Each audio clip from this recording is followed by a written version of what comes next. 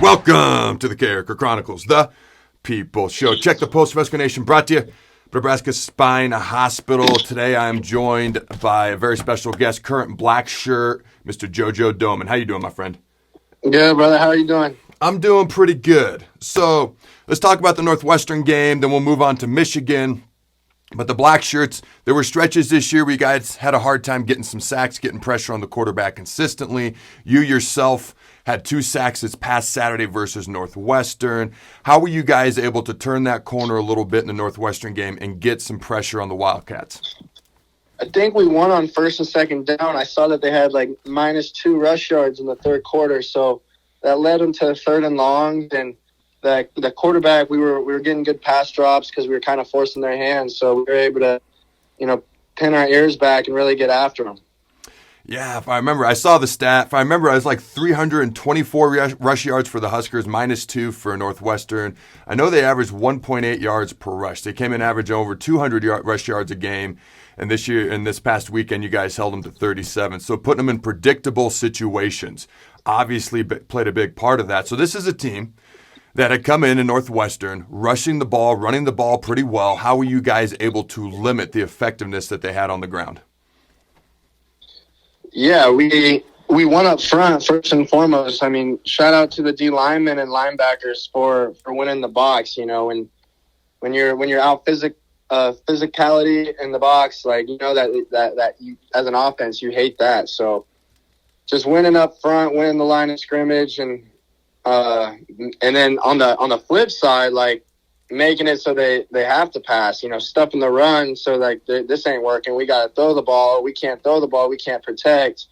It was kind of the perfect storm on Saturday. We got to emulate how we played and the intensity that we brought, the level of focus that we had on this Saturday. How fun was that light show at the end of the third quarter? How cool was that to be there in person and experience? I for real had to take a deep breath and just soak it all in. Like, wow, this is a spectacle. I felt like I was at a concert. It was absolutely unbelievable. It was also really nice that we were up and feeling good about ourselves, and then got to enjoy a nice little light concert. So it was a good time. It's funny you said you felt like you were at a concert. For like a split moment, I'm like, is this the Garth Brooks concert from last summer? Like, that's right. What it reminded me of, was the Garth Brooks concert they have in Memorial Stadium. So, all right, here's a question I've been wanting to ask you, Ben Stilley, some of the other guys. This past offseason, you guys had a decision to make, all right? With the COVID eligibility and all that good stuff, you could have gone or you could have stayed with the extra year of eligibility. Just about maybe every single guy on defense who had that decision to make chose to come back. So when it comes to you, what made you choose to come back and play another year with the Blackshirts? Well, first and foremost, I wasn't going to come back by myself.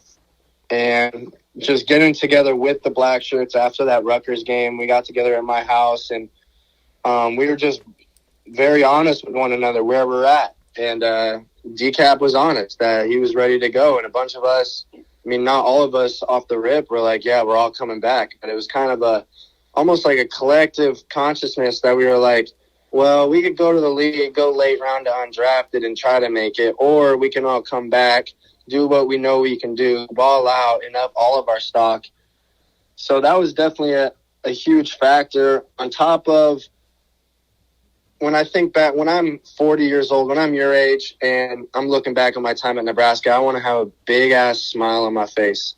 And I just felt like I had unfinished business here, that I want to leave on a high note, that through all the adversity and the ups and downs and coaching changes and injuries that I've been through here, that the least I could do for myself and my experience is end on a high note. And I knew that I had more to give to this program, leadership-wise, spiritually, and energetically, like just so much more to give. So with all that being said, the decision was made for me.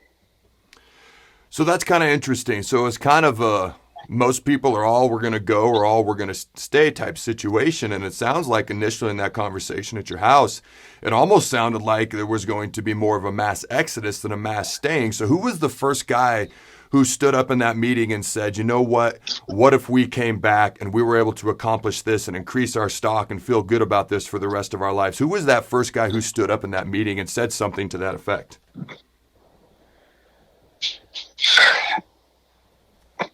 Yeah, it was me. It was me, but it was us. That's awesome. You know? Yeah.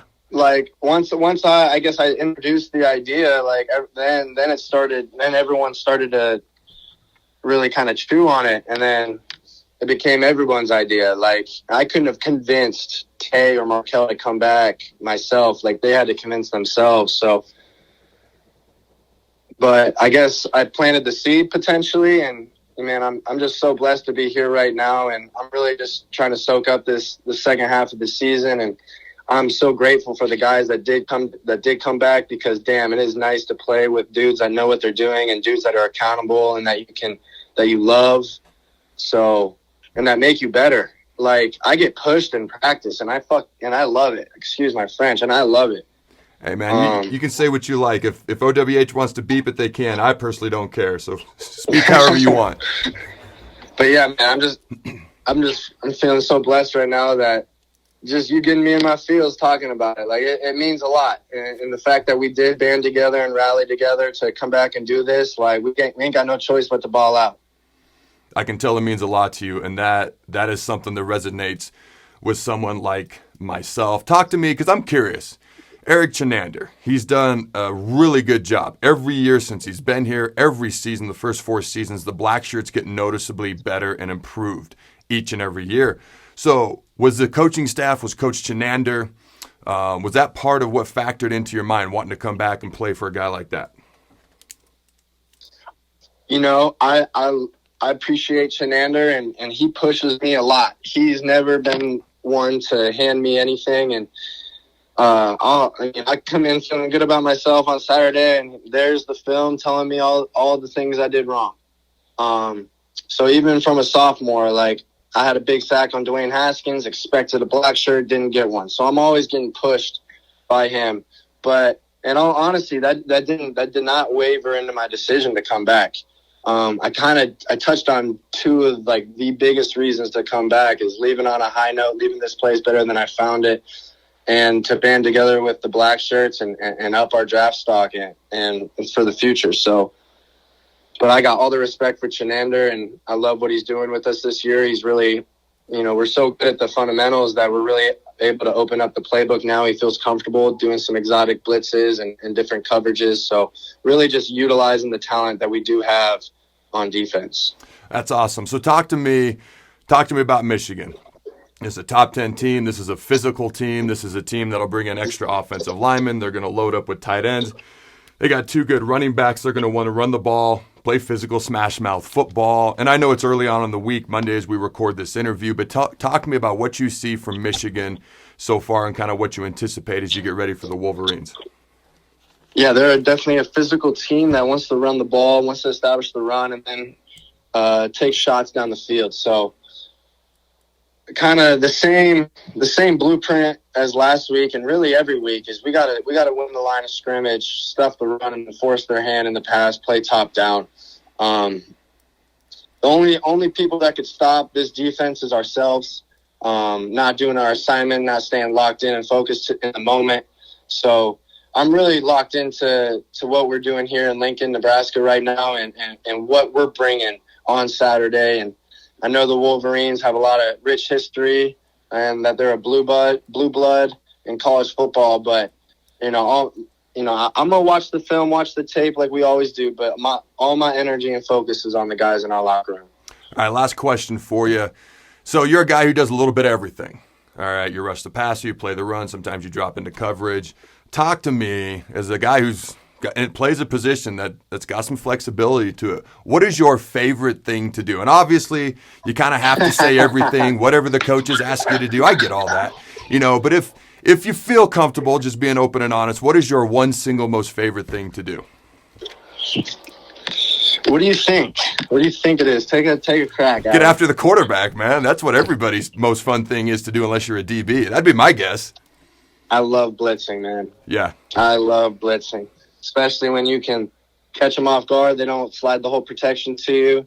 That just feels like backyard football to me. And when it comes to QB reads and zone reads and stuff, and I'm that edge defender playing the quarterback, trying to play the dive simultaneously. As as someone who was the quarterback who pulled it every time in high school, I just have a knack for that. And it's a rush because really you can barely see the ball in the stomach. You're really just reading body demeanor, and it happens in a split second. So I'd probably say coming off the edge and rushing. All right, man, I appreciate your time. Good luck Saturday against Michigan. And until next time, Husker Nation, go Big Red. And always remember, throw the bones, baby. Thank you, Adam.